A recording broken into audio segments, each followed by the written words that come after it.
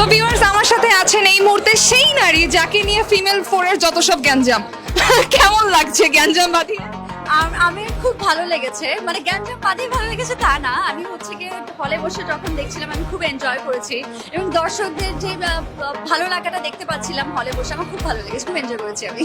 আচ্ছা, সত্যি সত্যি রিয়েল লাইফে নিজেকে নিয়ে কখনো কি গ্যাঞ্জাম লেগেছে?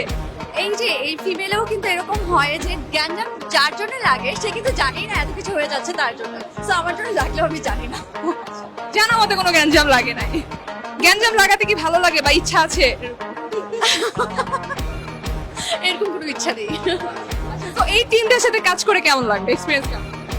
এই টিমের সাথে আমার আগে কাজ করা হয়নি, প্রথমবার, কিন্তু ফিমেলের আগের যে তিনটা ছিল সেগুলো আমার দেখা হয়েছে এবং হচ্ছে কি অমি ভাইয়েরও কাজ আমার আগে দেখা হয়েছে। সো আমি খুবই এক্সাইটেড এবং হচ্ছে গিয়ে এরকম একটা প্রোডাকশনে কাজ করে আমি খুবই আনন্দিত।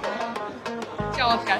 আচ্ছা, এরকম কি কখনো হয়েছে যে কেউ রাস্তায় কেউ টিজ করলে বয়ফ্রেন্ডকে ফোন দিয়ে কমপ্লেন করেছেন? রিয়েল লাইফে এরকম হয়?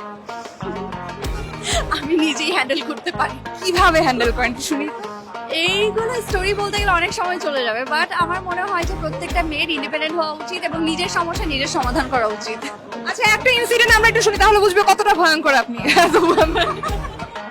আমি মোটেও ভয়ঙ্কর না। ফিমেল 4 দেখে কিন্তু সেটা মনে হয়নি। ফিমেল 4 দেখে কিন্তু আমাদের কাছে মনে হয়েছে ভয়ঙ্কর নারী। ভয়ঙ্কর ফিমেল 4 এর হচ্ছে গিয়ে সব গ্যাঞ্জামের মূল। এইরকম না ব্যাপারটা। আসলে সামনাসামনি খুবই sweet, she is a very sweet girl and you are looking gorgeous. Thank you so much, thank you. Thank you so much.